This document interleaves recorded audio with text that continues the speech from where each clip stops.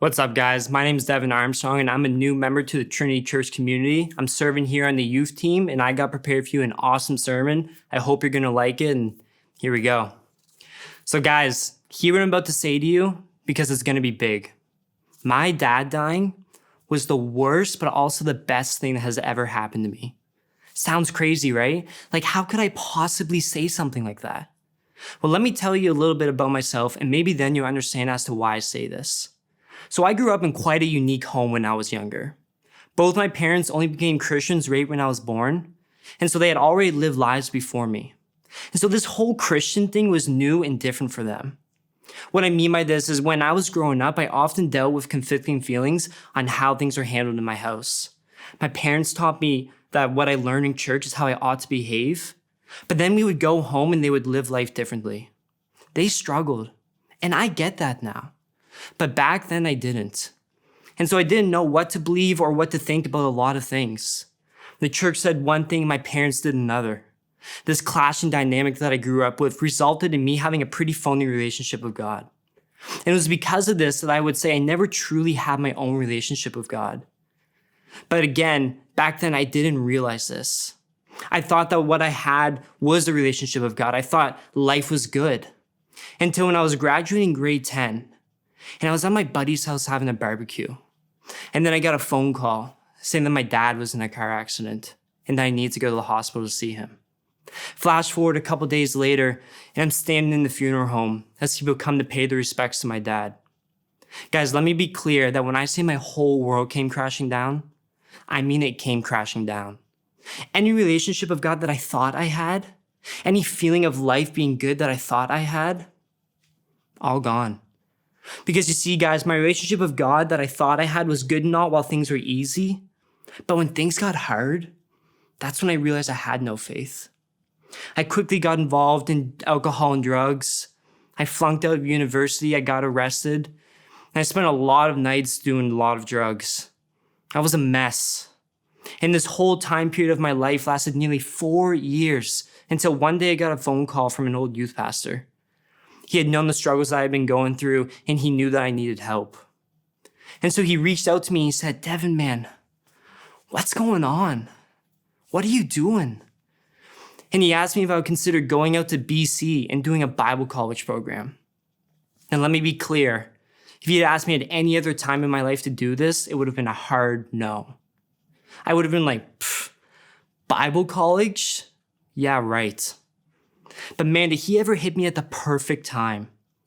I was in a vulnerable position from things that had happened to me the night before, and so I was more than willing to hear him out that day. I ultimately decided to go and check out this program by spending the summer before it started at the place that it was held at, Camp Quanos. And man, when I got there and experienced what it was like to be around Christians who love God, to be around kids who love God, it didn't take long until I too grew a love for God. So much so that I gave my life to him. I devoted my life to serving him, and I have been trying my best to do that ever since. Fast forward some years, and now I'm here. I just graduated Bible college with a degree in ministry. I'm starting my master's in youth leadership, and I have my very own relationship with God. Life couldn't be better for me. But understand this, okay? Had my dad never died, had I never went through what I did, I don't know if I would be here where I am today. Because it took me through going through hell and back to understand that I never had a relationship with God before, and to understand why I needed one. And I know it may sound a little selfish to say that my dad dying was good for me, but man, it was. And I don't think it's selfish.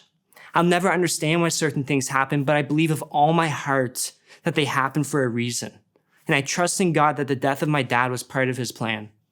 And for that, I can sit here now, I can be thankful for my dad dying and know that was all part of a greater plan. Okay, guys, so now that you know a little bit about me and know my story, let's talk about what I've learned through all of it, okay? I'm gonna give you 4 big things that I have learned, and hopefully, like me, you'll be able to hear these and understand why they're so important.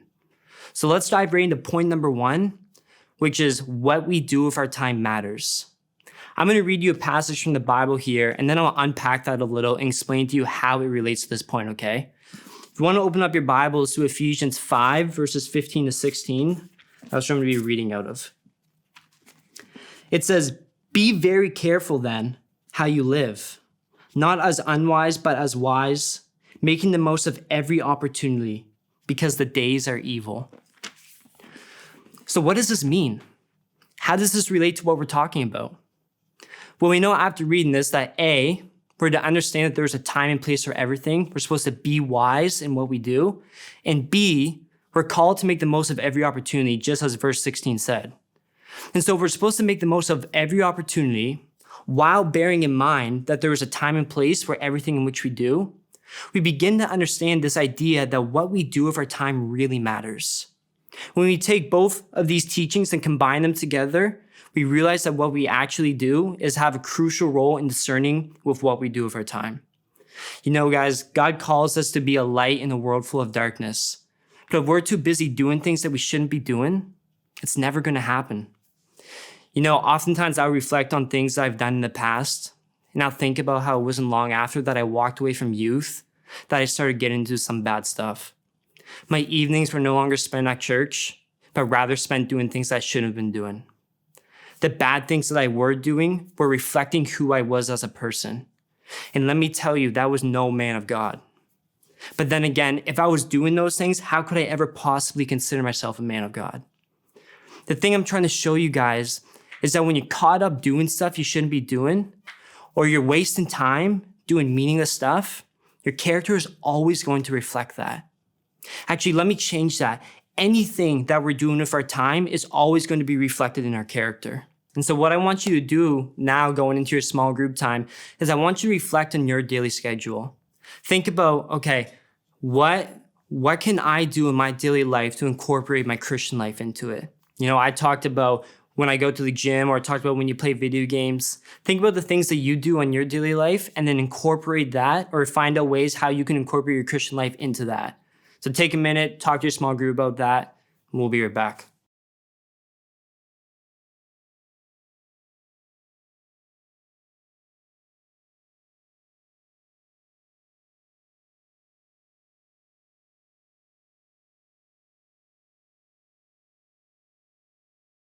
So that was the first thing that I have learned. But let's move on to the second thing that I have learned, which is who we do things with matters. Again, let's open up our Bibles and read a couple passages that support this claim. First, we'll go to Proverbs 13:20. It says, "Walk with the wise and become wise, for a companion of fool suffers harm." And then we'll go look at 1 Corinthians 15:13, which says, "Do not be misled. Bad company corrupts good character."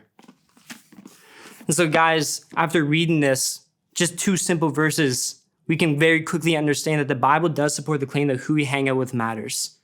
Let me ask you something. Have you ever heard of the saying, birds of the same feather flock together? My mom used to say it to me all the time growing up. If not, what it essentially is saying is that like-minded people will hang out together. And if we hold on to that and put it against how the Bible teaches us that who we hang out with matters, then we begin to realize that our friends who we hang out with most often are a reflection of who we are. And so if your flock is usually the kind of person who you are, then you need to be careful in who you choose to flock with. Because as Christians, we want to hang out with or flock with other Christians most of the time, as they will be the ones that shape and grow us. We want to seek out wise people, patient people, loving people, joyful people, because that is who we should want to be. Now hear me out. I am not saying that we shouldn't have non-Christian friends. In fact, you really should have some in your life so you can be a witness to them. But don't let their values and their beliefs become the thing that you spend most of your time around, because that is not what you want to be shaped by. And guys, I get the struggle of this. When I say I mean every one of my friends back home are non-Christian. My only Christian friends I've attained are out here in BC and back at a Christian university that I went to. But man, the boys that I grew up with, my absolute best friends, are the furthest thing from Christian. And it's so hard for me to come to terms that I can't be around them all the time. But I know I need to.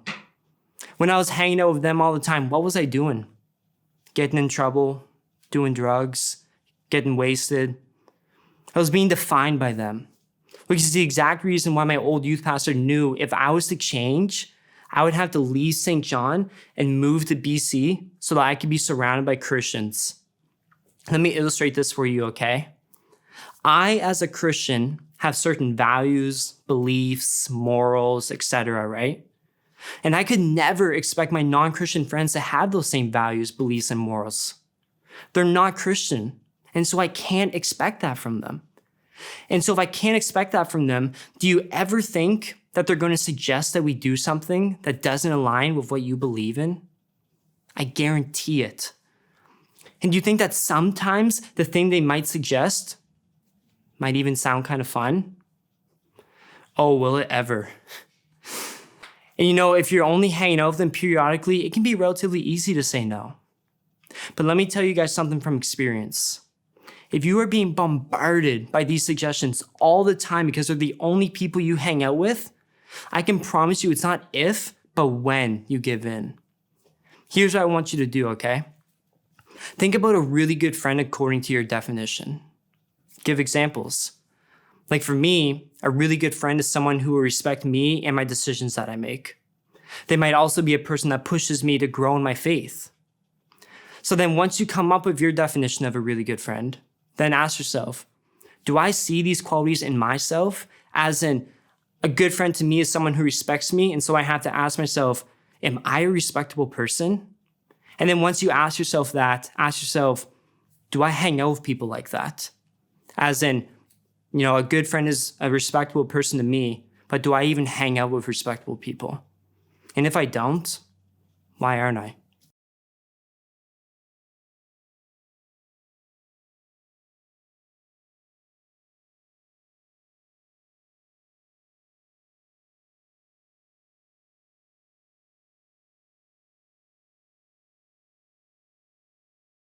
Okay, guys, welcome back. Let's dive right into this third thing that I have learned, which is your small group matters. Open up your Bibles to Matthew 18, verses 19 and 20, and let's read what it says. It says, "Again, truly I tell you that if two of you on earth agree about anything they ask for, it will be done for them by my Father in heaven. For where two or three gather in my name, there I am with them." Man, what a powerful statement. Where people gather in his name is where you find the presence of the Lord. Guys, that should be enough on its own to motivate you to come to a small group. Let me tell you something. Did you know throughout the entire Bible, there is not one example of a person being saved by themselves? They are always at least with one other person. Guys, there's something that happens when multiple Christians gather in the name of Jesus that is unlike the experience one can find on their own. Not only is your small group inviting the presence of God in a greater way than you could on your own, but it's also providing you with accountability, the ability to bear one another's burdens, a community that will challenge and grow you, a safe place to speak, and a place to be encouraged. The benefits of a small group are seemingly endless. But let's be real for a second, okay? Sometimes it's hard to see the benefits, isn't it? I know for me, I'm not a very open person, nor do I ever talk about my feelings. And so starting off, I found a small group hard. If anything, I felt like a small group was more of a burden for me to show up to.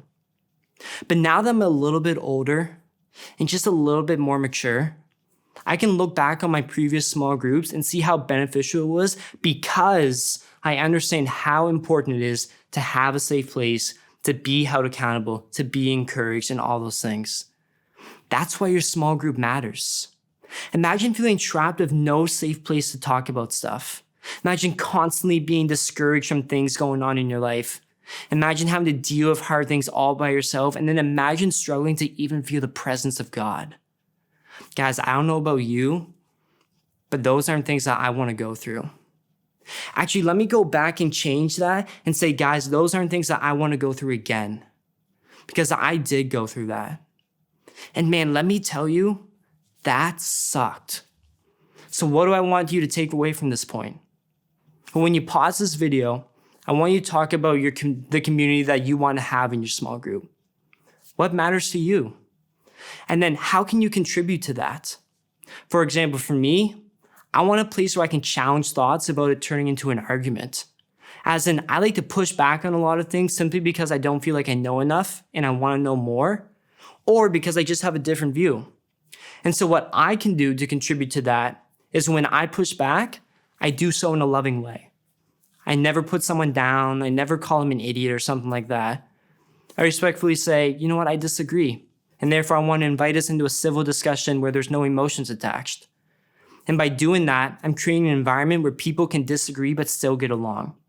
So what kind of community do you want in your small group? And how can you contribute to that? Being in a small group I just have some of the best conversations I've ever had with people that I don't even really have anything in common with. And it's just such a safe space that I can just talk about really anything.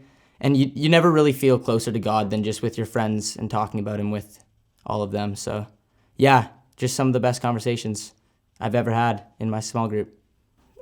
It's been a huge outlet for me. I've been able to get closer with God through learning from others' experiences and how they reach out to God. I've been able to be myself more, and people have been accepting to me, and it's created like a confidence that I hadn't found in myself for a long time. I mean, there is somewhat of a cliche aspect to the whole like, oh, you get to experience this whole spiritual thing, but like, I don't get to talk to people with the same like spiritual connection as I do with people at youth group. And it's really important to me that I have this outlet to talk about things with either, the level of what you do at school today, or like more existential things is like talking about Christianity and stuff. Like those two layers are really important to me, and I think are important to a lot more people at youth. So yeah.